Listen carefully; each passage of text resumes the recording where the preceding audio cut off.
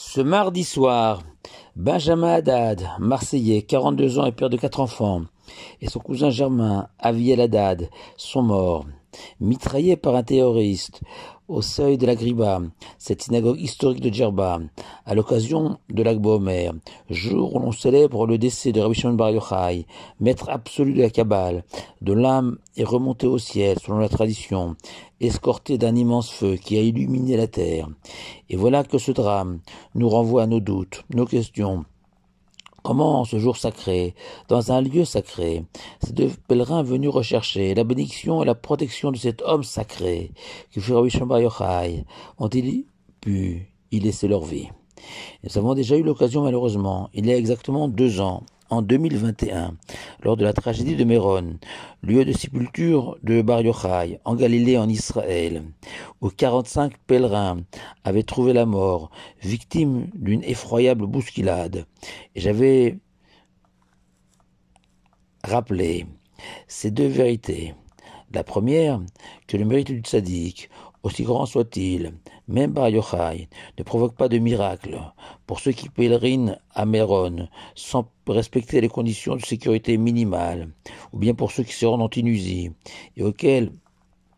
le ministère des Affaires étrangères recommande de faire preuve de vigilance renforcée devant la situation sécuritaire dégradée de ce pays. La seconde vérité, ces paroles de Rabbi Shimon Bar Yochai lui-même, dans le Talmud, la Torah, la terre d'Israël et le monde futur sont trois cadeaux offerts par l'Éternel aux enfants d'Israël, mais qui ne s'acquièrent qu'à travers les souffrances, celles endurées par le peuple juif depuis près de 2000 ans, ballotté au gré d'exils successifs, mais convaincu que la délivrance viendra, et qu'en ce jour tous nos sacrifices n'étaient pas vains. Même si en attendant ce jour de tous les bonheurs, nous sommes tristes de la mort de ces justes. Mais je voudrais, chers auditeurs, et sans vouloir établir un lien autre que factuel, entre notre paracha de Béar Bechukotai et le drame de Djerba. En effet, après avoir présenté la Torah et ses lois, dans le livre du Lévitique, Vaïkra en hébreu, 3e partie de la Torah, depuis les sacrifices offerts au temple jusqu'aux règles de la société civile, en passant par les fêtes, la cacheroute, les relations interdites, l'Éternel va rappeler que le respect de la Torah n'est pas une option pour le peuple juif, mais bien une obligation,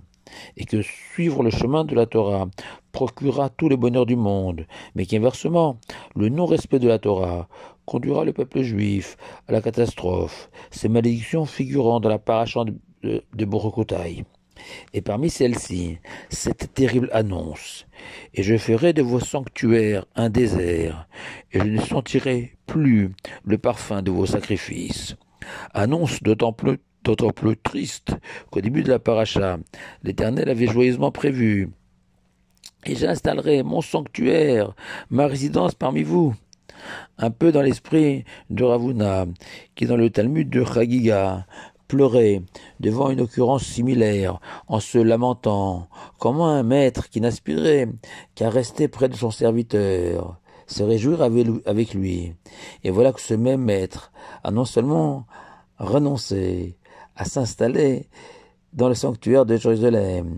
mais il est même allé jusqu'à le détruire. Et le Ben Ezra va suggérer une fabuleuse réponse à cet étonnement, en faisant remarquer qu'au début de la paracha, l'Éternel parle d'installer mon sanctuaire parmi vous,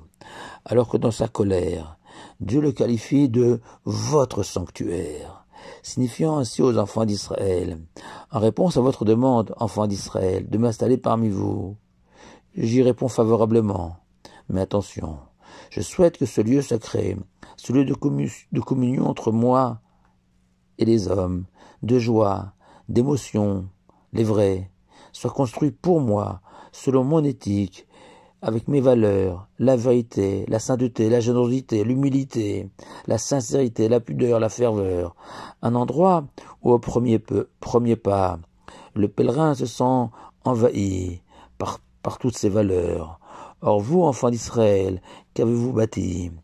Vos sanctuaires, à votre image, charriant à l'intérieur du temple tous les défauts de la société moderne, sa superficialité, un lieu où le paraître l'a depuis longtemps emporté sur l'être, où le riche est mieux traité que le pauvre. Ou pire encore, vous avez été jusqu'à dénaturer entièrement mon sanctuaire. Ou par exemple, le chant servait seulement à accompagner le sacrifice animal, mais l'essentiel restait l'offrande, la prière elle-même, ces mots, dits avec dévotion, sincérité, alors qu'aujourd'hui, la qualité du chant, les airs entonnés, ont supplanté les paroles, certains venant à la synagogue, comme on va à un concert musical. Ce sont vos sanctuaires. Se désole Dieu, pas le mien.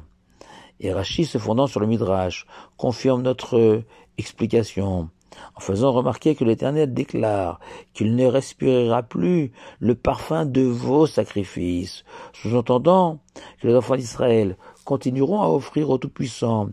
des sacrifices, c'est-à-dire des prières qui ont remplacé les sacrifices de nos jours. Mais ces prières, je les dédaignerai, car ce sont les vôtres, destinées à vous faire plaisir, sans penser à leur finalité. Autre phénomène dénoncé par le Talmud, c'est ces fidèles qui vont à la choule, comme on va au travail, priant de manière mécanique, avec pour seule obsession, lors de la fin de l'office. Au contraire,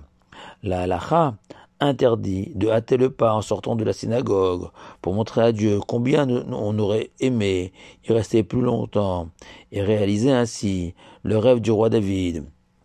Dans son psaume 27, je ne demande qu'une chose de l'Éternel, je ne réclame qu'une, que je demeure dans la maison de l'Éternel tous les jours de ma vie, pour contempler la beauté de l'Éternel et être tous les matins dans son sanctuaire.